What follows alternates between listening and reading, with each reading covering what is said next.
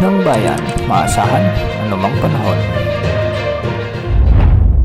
Magandang oras po sa ating lahat. Narito na ang pinakuling update sa magiging lagay ng ating panahon sa mga oras na ito at sa mga susunod na araw. Sa kasalukuyan ay malinis ang loob at labas ng ating area of responsibility sa banta ng mga bagyo sa susunod na 48 oras o sa susunod na 2 araw. Sa kasalukuyan ay easterlies ang weather system na nakakaapekto ngayon sa buong bansa, kaya maraming lugar ang nakaranas ngayong araw ng maalinsangang panahon. At ngayong hapon naman at gabi ay nagbabanta ang mga localized thunderstorms. At sa ngayon nakikita natin sa ating satellite animations na sa may Ilocos Norte at ilang bahagi ng Ilocos Sur ay may mga pag-ulan dulot ng mga thunderstorms. Samantala sa Central Luzon may mga pag-ulan din sa may Nueva Ecija, sa northern portion ng Tarlac at sa may silangang bahagi ng Pangasinan. May mga pag-ulan din sa may Nueva Vizcaya at sa ilang bahagi ng Quirino Province.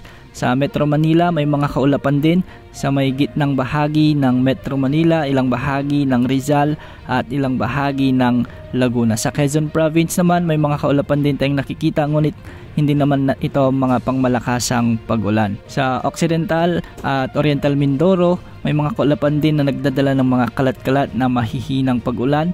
At sa Palawan ay maulap din ang papawirin na may mga kalat-kalat na mahihinang pag-ulan. Sa bahagi naman ng Bicol Region, may mga pag-ulan din sa may Camarines Sur at ilang bahagi ng Albay. Dulot ito ng mga umiiral na easterly. Samantala sa Visayas ay medyo malawakan naman ang mga kaulapan na nagdadala ng mga mahihinang pag-ulan sa katimugang bahagi ng Panay Island, sa gitnang bahagi ng Negros Island Region. Maulap rin ang mga kalangitan sa kalakhang bahagi ng Cebu Province at ganito ring panahon rin ang inaasahan sa may Bohol. Samantala may makakapal na kaulapan naman ang nagdadala ng mga katamtamang pag-ulan sa bahagi ng Northern Samar at Samar Province.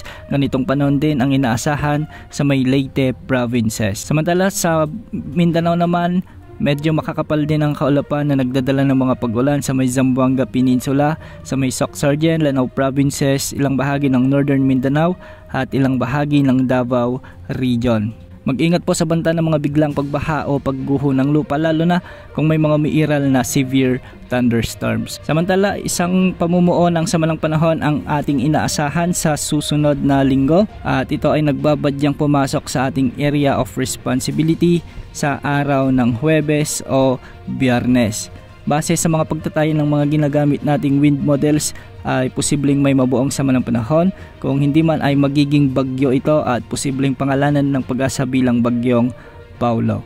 Kikilos ito ng pahilagang kanluran sa mga susunod na araw at tinutumbok muli nito ang Northern Luzon. Base ito sa pinagsamang analysis ng ECMWF at GFS model na ating ginagamit. Kung sakaling ang mabuo ito, pinaghahanda na natin ang mga kababayan natin sa Northern Luzon, particular sa bahagi ng Isabela, Cagayan, ilang bahagi ng Apayao at Kalinga at Ilocos Norte dahil posibleng may dumaan muling bagyo sa mga lugar na ito pagsapit ng araw ng Sabado, October 4 hanggang October 5. Marami pang pagbabago sa outlook ng potensyal na bagyong ito. Yan munang latest sa lagi ng panahon. Ito pang weather update ng bayan, maasahan anumang panahon.